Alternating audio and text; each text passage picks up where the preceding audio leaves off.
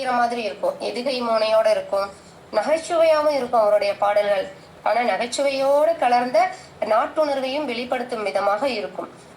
இந்த மாதிரி நிறைய விஷயங்களை வந்து அவரு எடுத்து சொல்லியிருக்காரு. அதுக்கப்புறமா நம்மளுக்கு பிளட் நான் சொன்னேன் இல்லைங்களா, ஒருத்தங்களுக்கு ரத்த ஓட்டம் எப்படி ரத்த ஓட்டம் நின்றுச்சுன்னா உயிர் இல்லாம போயிருமோ, அந்த மாதிரி ஒரு நாட்டுப்பற்று அப்படிங்கிறது ஒவ்வொருத்தருடைய உயிரிலையுமே இருக்கணும் அப்படிங்கிறத சொல்லியிருக்காரு. அப்படி அந்த ரத்தம் எப்படி இயங்கிட்டு இருக்கோ அந்த மாதிரி நாட்டுப்பற்றோட இயங்கும் போது நம்ம ஒவ்வொருவருமே நாட்டை உயர்த்திற்கான ஒரு வழிகளை கையாளும். அதுக்கு நாட்டு சிந்தனையை வந்து நம்ம ஏற்படுத்தும் விதமாக அவர் வந்து நிறைய பாடல்களை வந்து பாடியிருக்காரு. அதற்கப்புறமா வந்து ஒருத்தங்க படிச்சிருக்காங்கன்னா அவங்க கிட்ட ஒரு நல்ல உயர்ந்த பண்பு இருக்கும். படிக்காதவங்க கிட்ட பண்பும் இருக்கும், ஆனால் அவர்களையும் அந்த கல்வியில வந்துட்டு நம்ம உயர்த்தணும் அப்படிங்கிறத எடுத்து சொல்லியிருக்காரு. நம்ம எல்லாருமே வந்து சாமி அப்படின்னு சொல்லிட்டா ஒரு பயந்துக்குவோம், ஐயோ சாமி குத்தாயிடும் அப்படின்னு சொல்லிட்டு. ஆனா நம்ம தேச பணியை வந்து தெய்வ பணியோட ஒப்பிட்டு காட்டுறாரு. அப்ப எவ்வளவு ஒரு மதிப்பு கொடுத்திருப்பாரு அப்படிங்கிறத நீங்க இந்த இடத்துல வந்துட்டு உள்வாங்கிக்கணும். இவ்வளவு கருத்துக்களுமே வந்துட்டு அவர் எடுத்ததுமே இவருடைய நான் வந்து இதுல வியந்து போனது என்ன அப்படின்னா, இவருடைய இறப்பு பற்றி படிக்கும் போதுதான். அவர் 82 வயசுலதான் வந்து இறக்கான ஒரு தருணமே ஏற்படுது. அதுல பாத்தீங்கன்னா அவர் 2012 திருவள்ளுவர் ஆண்டுல வந்து உயிர் திறக்கிறாரு. ஆனா நம்ம இன்னைக்கு இருப்போம், நாளைக்கு இருப்போமா இல்லையாங்கிறது தெரியாது. இப்போ பாத்தீங்கன்னா நிறைய பேர் வந்து இறந்ததுக்கு அப்புறமா வந்து உயிர் தானம், உடல் தானம் வந்து பண்றாங்க இல்லைங்களா. அதாவது மற்ற உறுப்புகளை வந்துட்டு மத்தவங்களுக்கு பகிர்ந்துக்கும் போது அந்த உயிர்னால ஒரு 5 உடல்கள் வந்துட்டு வாழுது அப்படிங்கிறது அந்த அந்த உயிருக்கு செய்யக்கூடிய ஒரு மரியாதைன்னே வச்சுக்கலாம் நம்ம. அது மாதிரி இவர் என்ன சொல்றாருன்னா, நிறைய பேர் பாத்தீங்கன்னா அந்த ஒரு இறந்துட்டாங்க அப்படின்னா அந்த இறந்தவங்களை வச்சுக்கிட்டு ஒரு சொத்துக்காக சண்டை போடுறதாகட்டும், இந்த சீரு செய்யணும் அந்த சீர் செய்யணும், இந்த சடங்கு நீ பண்ணி ஆகணும், இது எங்க அப்பாக்கு இது பண்ணனாதான் வந்துட்டு அவர் ஆத்மா சாந்தி அடையும், அந்த மாதிரி எல்லாம் நிறைய பேர் வந்துட்டு சண்டை சச்சரவுகள் அதெல்லாம் இந்த உலகத்துல. அதெல்லாம் அவர் என்ன சொல்றாருன்னா, செத்த பணத்தை வச்சுட்டு இனிமேல வந்து சாகர பிணங்கள் வந்து கூத்தடிச்சுக்கிறது வந்து அறியாமை அப்படின்னு சொல்றாரு. ஆனா என்ன பொறுத்த மட்டும் வந்துட்டு இந்த அறியாமை அப்படிங்கிறது வேணாம். ஒரு உடல் வந்து உயிரை விட்டு பிரிஞ்சிடுச்சு அப்படின்னா நீங்க அதை வந்து ஒண்ணு புதைச்சிருங்க, இல்லைன்னா எரிச்சிருங்க. இது வந்துட்டு அவர் வந்து அப்ப அந்த காலத்துல சொல்லியிருக்காரு. இந்த காலத்துல நம்ம என்ன இதை விட சிறப்பாக செய்ய முடியும், அதனால கூட ஒரு உபயோகம் இருக்கும் என்றால் அதை நம்ம செய்யலாம். உடலை வந்து மருத்துவத்துறைக்கு தானம் செய்யணும் அப்படின்னு நினைச்சாலும் நம்ம செய்யலாம். அது மட்டும் இல்ல, இது நம்மளுக்கு எந்த மாதிரி இருக்குது, யாராவது இறப்பை பற்றி கற்பனை செய்து பார்ப்போமா, நம்ம இறந்ததுக்கு அப்புறம் எப்படி சடங்குகள் செய்யணும் அப்படிங்கறதெல்லாம் நம்ம ஒரு நாள் கூட சிந்திச்சிருக்கவே மாட்டோம். இன்றைய தலைமுறைக்கிட்ட இறப்பு அப்படிங்கிறத பேசினாலுமே அந்த மாதிரி நெகட்டிவான விஷயங்களை வந்து பேசாதீங்க அப்படிங்கிற மாதிரி சொல்லுவாங்க.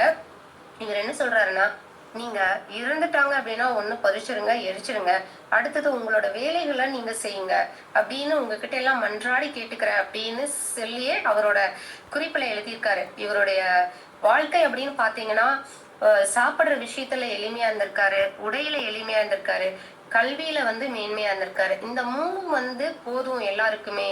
இதை தவிர வேற எதையுமே நீங்க செய்யாதீங்க. வீண் பெருமைகள்லாம் வந்துட்டு செஞ்சுட்டு நம்மளுக்கு பெருமை கிடைக்கலையே அப்படின்னு சொல்லிட்டு நம்ம வந்துட்டு ஒரு மன குழப்பங்களுக்கு ஆளாகி ஒரு மன துன்பங்கள் தான் நம்மளுக்கு கிடைக்கும். அப்புறம் நம்ம வாரிசுகள்லாம் இருப்பாங்க பாத்தீங்களா, நம்ம என்ன சேர்த்து வச்சிருக்கோமோ அதை விட இன்னும் அதிகமா சேர்க்கலாமா, அதனால நம்ம என்ன நல்லது செய்யணும், நம்ம நம்ம என்ன பண்றோமோ அதுதானே இளைய தலைமுறைகள் வந்து எடுத்து கையாளுவாங்க. சோ அதெல்லாம் பார்க்கும்போது இதுல எல்லாம் நீங்க அதை சேர்க்கிறேன் இதை சேர்க்கிறேன்னு சேர்க்காதீங்க, நானே இப்பதான் உணர்றேன் அப்படின்னு சொல்லிட்டு அவரோட குறிப்பில் எழுதியிருக்காரு. காலம் வந்து கடந்து விட்டதுக்கு அப்புறமா ஒரு பயனும் இல்ல, கடைசியா ஏதோ வச்சிருக்கேன் அதை வச்சு நீங்க காப்பாத்திக்கோங்க அப்படிங்கிற மாதிரி சொல்றாரு. இது எல்லாமே எதெல்லாம் அடங்குச்சு அப்படின்னு பாத்தீங்கன்னா அந்த கல்வி அப்படிங்கறதுனால மட்டும்தான் அடங்கியிருக்கு. சோ காலத்தை வீணாக்காம கல்வியில கவனத்தை செலுத்துங்க, இதுதான் என்னோட கடைசி ஆசை அப்படின்னு எழுதி வச்சிருக்காரு. இந்த காலத்தை வென்ற வரலாற்று புகழ்மிக்க பல பாடல்களை எழுதி நமது உலகத்திற்கு விழிப்புணர்வை ஊட்டிய நாராயண கவியோட மறைவு அப்படிங்கிறது நம்ம எல்லாருக்குமே வந்து ஒரு மிகப்பெரிய இழப்பு தான். இவரு வந்து பாத்தீங்கன்னா இவருடைய நினைவா வந்து உடுமலை நாராயண கவி இல்லம் அப்படின்னு சொல்லிட்டு உடுமலையில வந்து திறந்து வச்சிருக்காங்க. 2009ஆம் ஆண்டு வந்துட்டு இதை நாட்டுடைமையாக்கி அந்த இல்லத்தை வந்துட்டு புத்தக லைப்ரரி நூலகமா வந்து நம்ம பயன்படுத்தலாம் அப்படின்னு சொல்லிட்டு அவங்க வந்து இது பண்ணியிருக்காங்க.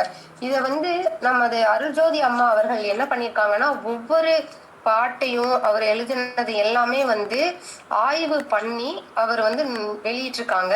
அதற்கப்புறமா அவங்க வந்து நூலா வெளியிட்டா இன்னும் சிறப்பாக இருக்கும் அப்படின்னு சொல்லிட்டு இந்த நூலை வந்து வெளியிட்டிருக்காங்க. அப்ப எவ்வளவு தூரம் அந்த ஆசிரியர் வந்து இந்த புத்தகத்தை உள்வாங்கி அவர் எழுதிய பாடல்கள் எல்லாம் கவனத்தில் கொண்டு மிகவும் சிறப்பாக எழுதியிருக்காங்க. இந்த புத்தகம் வந்து ஒவ்வொருவருமே வாங்கி படிக்க வேண்டிய புத்தகம். இதனால வந்துட்டு நமக்குள்ளேயும் ஒரு உணர்வுகள் பிறக்கும் அப்படின்னா இந்த உடுமலை நாராயண கவி அவர்களுடைய பாடல்கள் என்றும் மெய்மை வாய்ந்தது அப்படின்னு சொல்லிட்டு சொல்லலாம். இதுக்கப்புறமும் நிறைய பாட்டெல்லாம் எழுதியிருக்காங்க. இது எல்லாமே நான் படிச்ச பாடல்கள் தான்.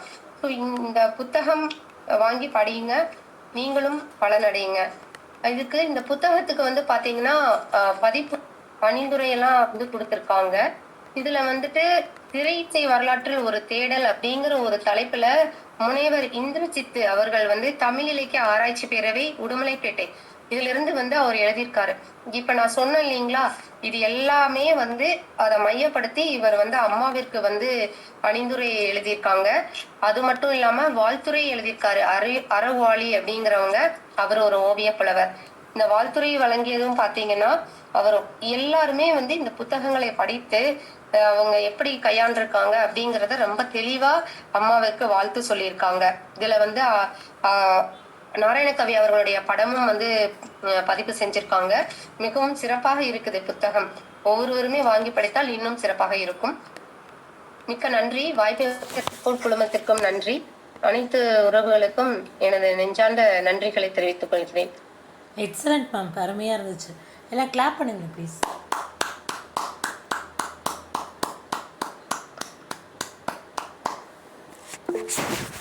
Thank you ma'am. ரொம்ப சூப்பராக சொன்னீங்க மேம். ஒரு பெரிய மனிதரை பற்றி தெரிஞ்சுக்கிட்ட சந்தோஷம் ஒன்று. அண்ட் இன்னொன்று வந்து அவங்க எடுத்தோடனே சொல்லிட்டீங்க, அவங்க வந்து அந்த ஜாதி வேண்டான்ட்டு அவர் பேரை ஊர் பேரோடு வச்சுட்டாரு அப்படின்னு சொன்னீங்க. அதுவும் ரொம்ப சிறப்பாக இருந்துச்சு. பெண்களுக்காக நிறைய பண்ணியிருக்காங்க. நமக்கு தெரியாத ஒரு ஆளுமை, நமக்கு பெரியார் ஐயாவை எல்லாருக்கும் தெரியும். இன்றைக்கி தெரியாத ஒரு புது நபரை நாங்கள் தெரிஞ்சுக்கிட்டோம். நிறைய கவிதைகள் நீங்கள் படிச்சிங்க, எல்லாமே அருமையாக இருந்துச்சு. குறிப்பாக அந்த இறந்து போனது சொன்னீங்களே, அது எனக்கு ரொம்ப பிடிச்சிருந்துச்சு.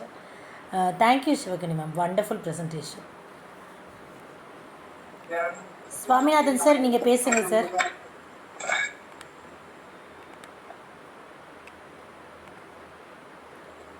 சுவாமிநாதன் சார், பேசுங்க.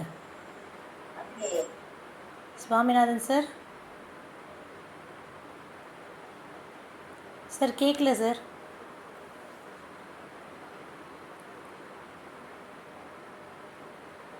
சுவாமிநாதன் சார்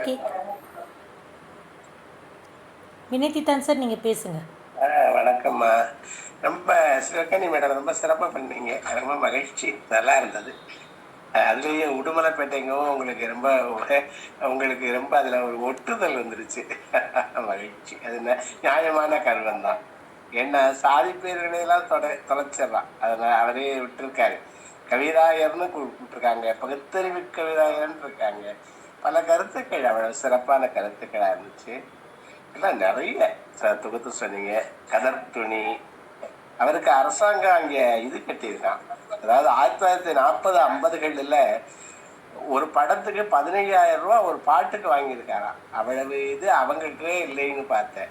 அவ்வளவு சிறப்பாக இருந்திருக்கு. இப்போ அரசாங்கமும் கட்டியிருக்கு. வரிகள், அந்த பாடல் வரிகள் எல்லாம் அந்த மியூசிக்கோடு இருந்தால் தான். இழுக்குடை பாட்டு இசையுடன் நின்றுப்பாங்க. நம்ம இசையோடு இருந்தால் தான் நமக்கு அது இதுங்க. அதாவது அந்த பாட்டை அந்த அட்லீஸ்ட் அந்த ஒரு படத்தில் இந்த வரியாக சொல்கிற போது, நம்ம குரலில் சொல்கிற போது அது இதுவாக இருக்கு, அவ்வளவு அப்பீல் ஆகலைன்னு சொல்கிறேன். அதாவது இதுவாக இருந்துச்சுன்னு வச்சுங்களேன். அந்த இசையில் நான் தேடி பார்த்தேன், அங்கே சிறந்த பாடல்கள் இன்னொரு பார்த்து கேட்கணும்னு ஒரு ஆசை இருந்தது. ஏன்னா 1940-50களில் அவ்வளவு இதுகள்லாம் நாங்கள்லாம் அவ்வளவு பார்த்தாலும் ரொம்ப அதில் ஈடுபடலை. பாரதிதாசனுடைய கண்ணதாசனுடைய திரைப்புடிசை பாடல்கள்ல அவ்வளவு எனக்கெல்லாம் ஈடுபாடு இல்லை. அப்ப சில பேர் ரொம்ப இருந்திருக்காங்க. நிறைய நல்ல நல்ல கருத்துக்களால் சொன்னீங்க. பாமரன் நெஞ்சத்தில வித்தறிவு வளர்த்து பார் முழுதும் அன்புதனை அது ரொம்ப ஃபேமஸான பாட். பார் முதல முழுதும் அன்புதனை விதைத்து அந்த பாமரத்துல அது மாதிரி நல்ல இது.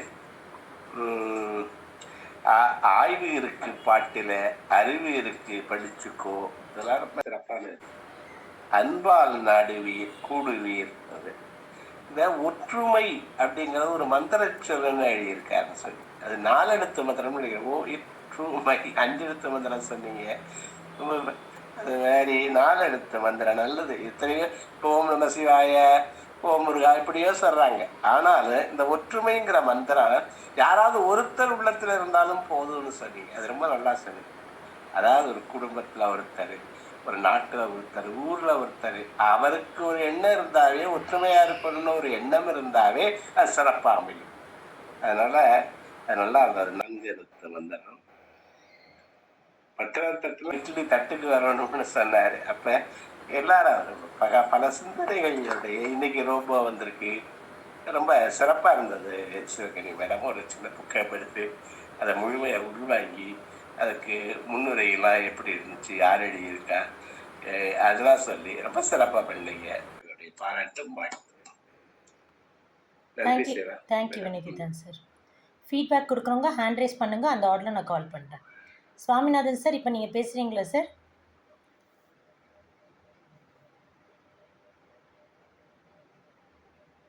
வேறு யாராவது ஃபீட்பேக் கொடுக்குறீங்களா? சொல்லுங்கள் Arunagiri sir. Good evening Sivagani madam. ரொம்ப அருமையாக இருந்தது madam presentation. So Udumalai Narayana கவியோட பாடல் வரிகள் ஒரு ரொம்ப நாள் கேப்புக்கு அப்புறம் கூட கண்ணை நம்பாதே உன்னை ஏமாற்றும் அந்த பாடல் வரிகள்லாம் அவர் தான் எழுதியிருக்காரு. அது மட்டும் இல்லாமல் சமூகபூர்வமாக இலக்கியபூர்வமாக பல தாக்கங்களை ஏற்படுத்திய பாடல்கள் அப்படின்னு ரொம்ப அழகாக ப்ரெசென்ட் பண்ணீங்க. வாழ்த்துக்கள் மேடம். வாய்ப்புக்கு நன்றி. Thank you Arunagiri sir. வேறு யாராவது ஃபீட்பேக் கொடுக்குறீங்களா?